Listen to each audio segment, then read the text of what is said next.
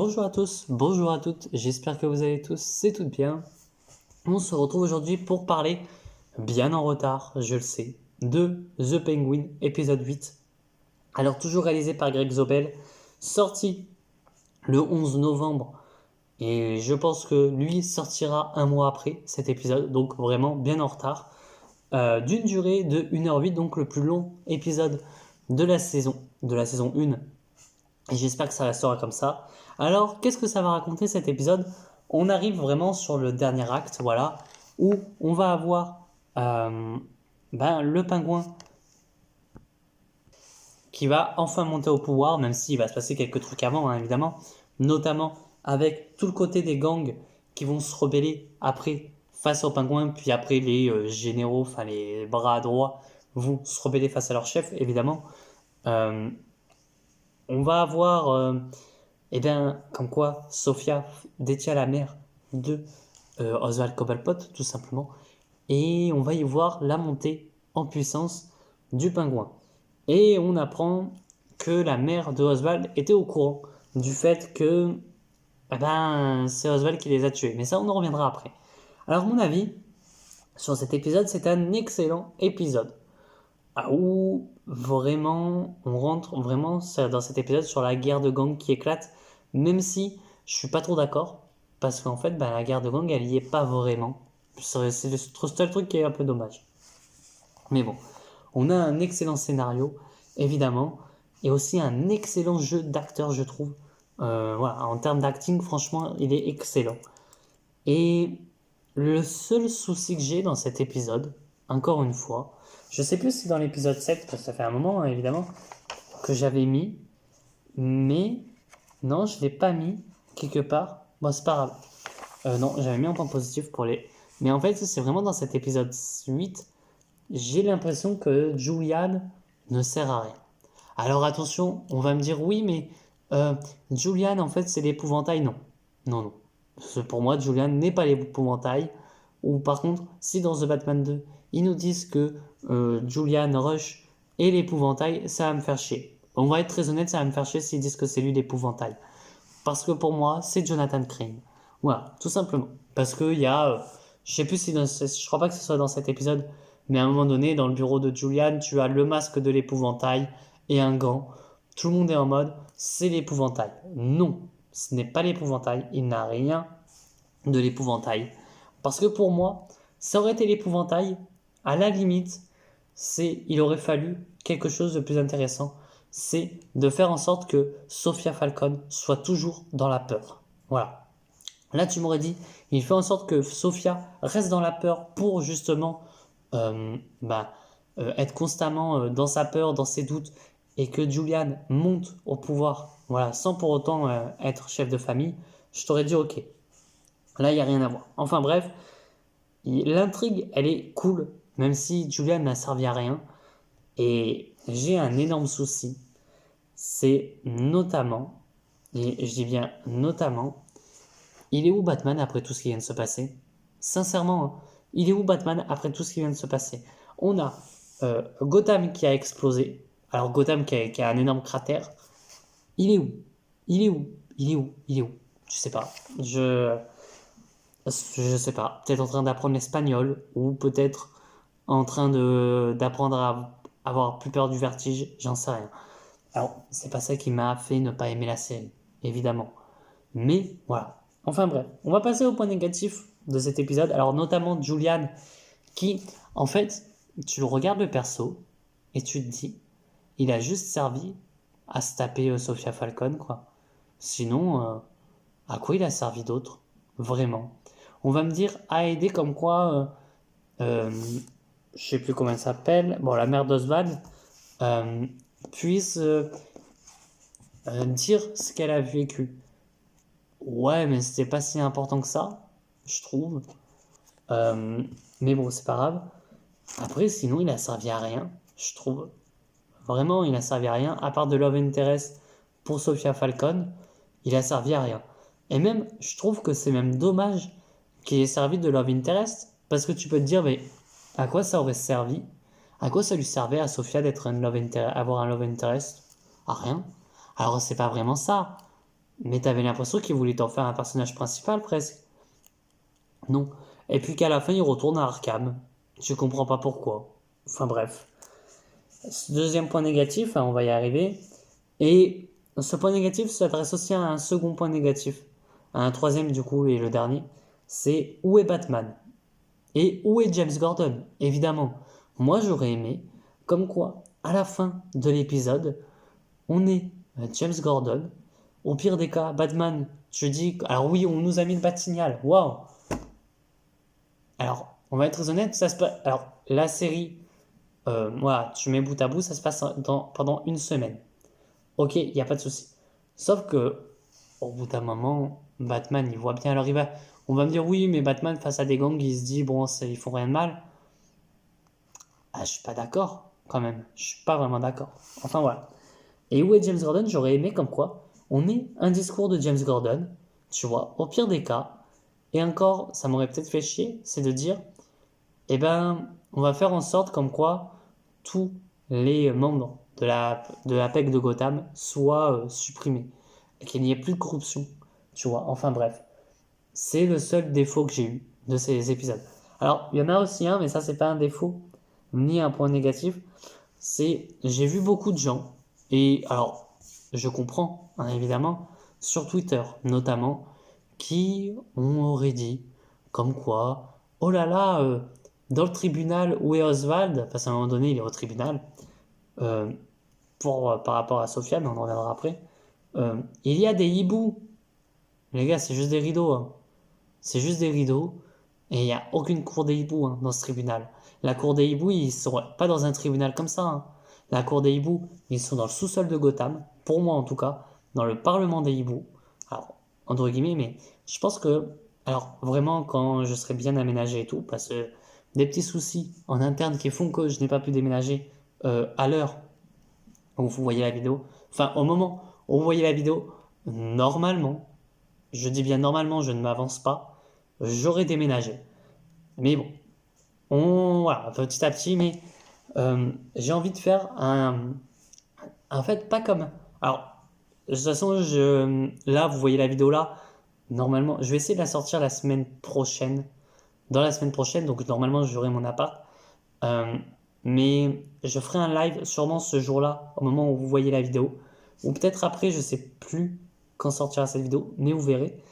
Et justement, euh, pour parler un peu de tout ce qui va arriver sur la chaîne, notamment, et ça j'y réfléchi, c'est de faire comme quoi, de faire en sorte, par exemple, de raconter tout un run, voilà, tout un run, en mode, par exemple, parler de la cour des hiboux, bah, parler du tome 1 et 2 de Batman, et voilà, de parler vraiment de tout ce qui se passe dans le run, essayer de pas trop spoil, et évidemment, mais voilà, juste de parler du run, comme si je racontais un arc, voilà, ça se fait sur certaines chaînes, je me dis pourquoi pas le faire à ma façon, enfin voilà, bref, passons.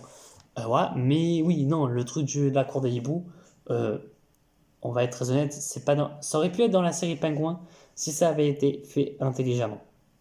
C'est pas grave si ça n'a pas été fait. Mais le plus intelligent, ça aurait été de faire avec la mère de Oswald. En mode, elle n'est pas vraiment malade, elle joue un rôle. Et par contre, ou une scène post-crédit. En mode, tu la vois arriver vers une porte, tu sais pas ce qu'est cette porte, ou tu vois juste ses jambes. Voilà, tu vois la porte s'ouvrir, se fermer, et t'as la caméra qui recule, et tu vois une tête de hibou qui disparaît dans le mur. Franchement, pour moi, si je devais, bah, de toute façon, dans mon univers DCU, hein, avec Batman, etc., il y aurait la cour des hiboux. Et pour moi, en fait, la cour des hiboux, faudrait le voir comme euh, ce côté un peu mystique, mystérieux. Et justement, euh, alors, de toute façon, faudrait faire un truc en mode, euh, à certains endroits, tu as des portes qui s'ouvrent, entre gros guillemets, euh, et qui vont s'ouvrir à un certain moment. Et d'un coup, quand elles se referment, elles disparaissent. Il n'y a plus cette porte. Elle n'existe plus. Tu vois, pour faire un petit côté un peu mystique à cette cour des hiboux, et cette cour des hiboux, même cette porte, tu peux la voir quand tu es empoisonné. Tu vois, quand tu es empoisonné par le poison des ergots, voilà, de l'ergot, tu peux la voir. Tu la vois, tu peux y aller, sauf que quand tu rentres dedans, ben, tu risques de tomber dans le labyrinthe de la cour ou mourir. Enfin voilà, mais ça bref, passons, on en reviendra beaucoup plus tard, enfin on en reviendra plus tard. On en reviendra sur d'autres vidéos, hein, évidemment. On va passer au point positif. Évidemment, le gros point positif, c'est Sophia Falcon, que j'adore. Voilà. Alors, on va être très honnête, je l'adore, mais j'ai pas envie de la revoir en même temps. Parce que je vois pas ce qu'elle ferait dans The Batman 2. Dans The Batman 2, elle pourrait apparaître. Évidemment, en mode, on apprend que Sophia est en prison. Voilà, point final. Mais je ne vois pas en quoi elle servirait. Et même ce côté-là avec Selina Kyle, euh, en mode, oui, potentiellement, elle pourrait faire équipe de rien à foutre. Vraiment.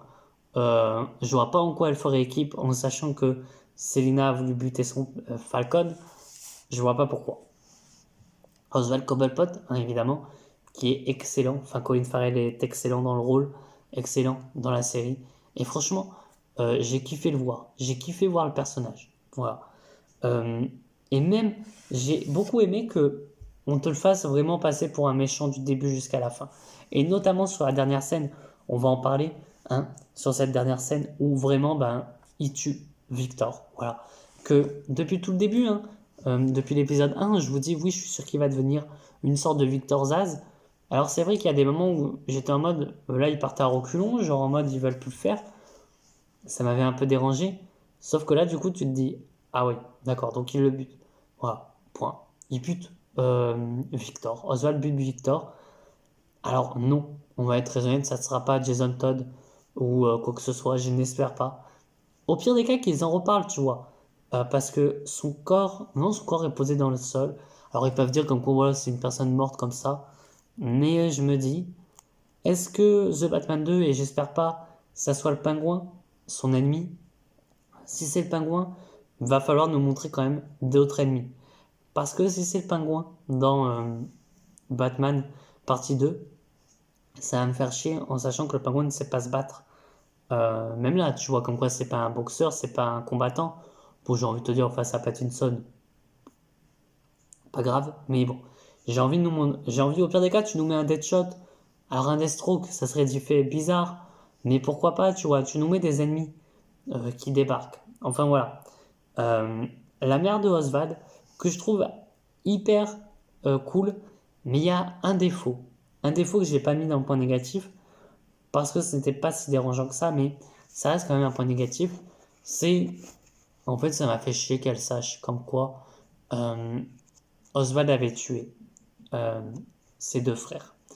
Dans le sens où, pour moi, Oswald les tue et personne ne sait. Pour tout le monde pense que c'est un accident. C'est dommage que du coup elle le sache, comme quoi c'était pas un accident. Mais bon, ça n'enlève rien. Franchement, je l'ai adoré. Et j'aime beaucoup ces moments de lucidité qu'elle a, où à ce moment-là, tu te dis, oula, elle cache quelque chose. Bon, elle cache rien, mais j'aurais tellement kiffé qu'on nous dise, hé, regarde, elle fait partie de la cour des hiboux. Tu vois, genre à la fin, pourquoi pas. Alors peut-être que dans The Batman 3, allez, parce que j'espère pas que dans The Batman 2, on nous mette direct à la cour des hiboux, mais allez, dans The Batman 3, au pire des cas, The Batman 2, on nous parle de la cour des hiboux et on nous fait comprendre que la mère d'Oswald est à la cour des hiboux, même si, du coup, ben, le seul souci, c'est que elle est vue comme morte.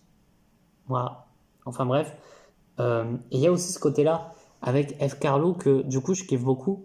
Et en fait, ça montre comme quoi Oswald avait une totale emprise sur F. Carlo, en vérité. Enfin voilà. Euh, alors Gotham est toujours aussi cool, hein, évidemment. L'acting est excellent. De bout en bout, un l'acting, le scénario est excellent. Et bah, à la fin, je l'aime beaucoup, même si j'aurais aimé. Tu vois, en fait, alors oui, les comics accurate, on s'en fout, tu vois. Mais bon, bref. Mais j'aurais aimé que à la fin, on nous mette comme quoi Oswald soit dans sa penthouse là, et que justement, il débarque dans le nouveau Iceberg. Tu vois, ça aurait été cool. En mode, il débarque avec son verre, et là, il regarde F. Carlo, qui est déguisé en sa mère, enfin la mère de Oswald, voilà. Et juste ça, ça aurait pu être encore mieux, pour montrer comme quoi maintenant, c'est lui qui tient les rênes de la ville. Alors bon, et cette fin avec le Batignolles qui s'allume juste maintenant, t'as envie de dire, bon, t'es un peu arrivé trop tard, Batman. Mais bon, voilà. j'ai beaucoup aimé. Alors, évidemment, la saison 1 est excellente. On va être très honnête là-dessus. La saison 1 est excellente. Est-ce que ça vaut une saison 2? Non. Parce que pour moi, il n'y a pas besoin d'avoir une saison 2 sur The Penguin. Au pire des cas, maintenant en fait, ils m'ont offert ce côté-là d'avoir un méchant chez DC. Bah, ça me gêne moins. Tu vois, d'avoir une série encore sur un autre méchant, ça me gêne pas. C'est pas pour autant que je vais crier au génie s'ils nous font un truc Joker, évidemment. Mais ce qui me dérangerait pas, c'est bah, pourquoi pas, allez, tu vois, tu nous intègres des méchants via des séries. En mode, tu nous fais une série sur Mister Freeze, pourquoi pas, même si du coup ça servira à rien. Mais au pire des cas, pourquoi ne pas nous faire par exemple une série Gotham Sirène avec bon, Harley Quinn, même si ça me ferait chier, Harley Quinn, Selina Kyle et Poison Ivy. Alors, il y a ce petit truc qui, ben, en même temps, tu vois, avoir Poison Ivy chez Matt Reeves, ça me ferait chier parce que du coup, qu'est-ce que tu veux faire en mode réaliste? Dommage. Mais en vérité, tu vois, si par exemple dans le DCU de Gun, enfin le DCU, voilà, tout simplement, ils nous font la série Arkham, mais je signe direct, moi. Moi, la série Arkham me va totalement parce que du coup, avec ce que j'ai vu là, les DC sont capables de faire pareil pour une série Arkham en y ajoutant du fantastique, évidemment. Et pour moi, la série Arkham, ça serait en mode chaque épisode, on te présente un vilain. Et voilà, évidemment, tout simplement.